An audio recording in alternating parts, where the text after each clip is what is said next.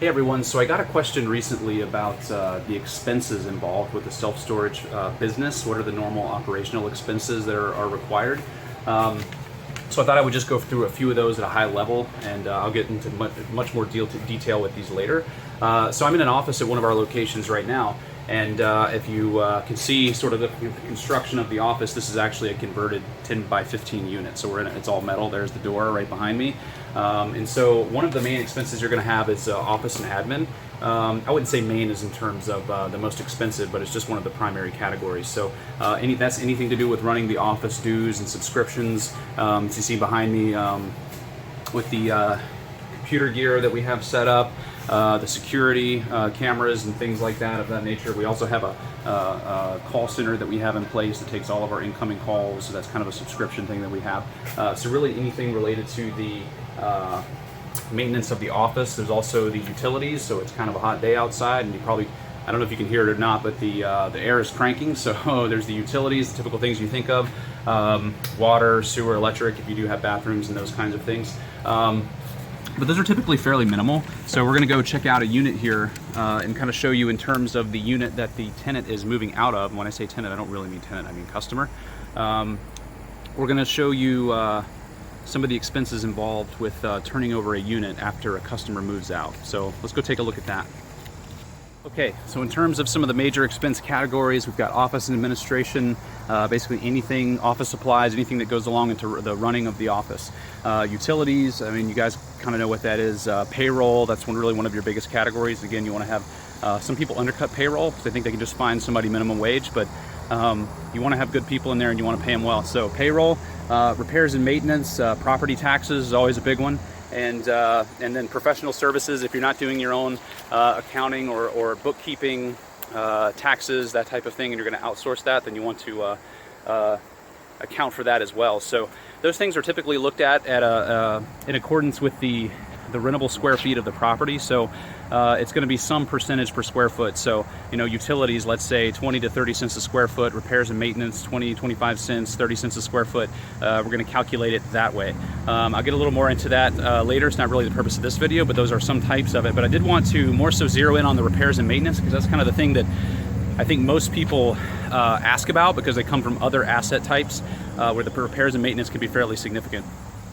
So I've got a unit here that somebody just moved out of, and if you've dealt with residential property or multifamily property in the past, basically anything where someone's living there, the repairs and maintenance, I mean, that can be a really huge part of it. It could just be a wreck. So I haven't cleaned this unit yet, so please bear with me.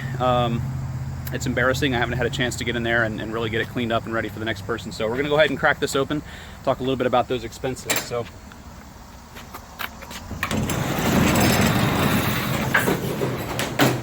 All right, so here we go. So a number of things here. The floor is a little dirty. This concrete floor. We've got steel here around. This is basically a steel box. And we've got a little bit of insulation up there on the top, some steel beams. But I guess the more important question here is what things do you not see in here? So if you're used to turning over a house and having to get it ready from one tenant to the next, what do you not see in this unit? Drywall, carpet, lighting, paint, toilets, trash bins. This is a concrete box. I'm sorry, a steel box and a concrete floor. So this is how it is when somebody moved out. Now, honestly, sometimes people leave things and you have to get rid of that stuff. But so really what I need to do, I need to get a broom and I need to get a leaf blower. And if I'm kind of slow and I drag my feet about it, it might take me 5 minutes, maybe 3 minutes. But anyhow, so let me go and zoom out a little more here. But so these things are practically indestructible. So, and again, I don't have tenants, I have customers. So nobody's living here most of the time. So it's not that big a deal, right? When somebody moves out, I see emails, all kinds of like emails on distribution lists about real estate where people are like, oh, what do I do? What do I do?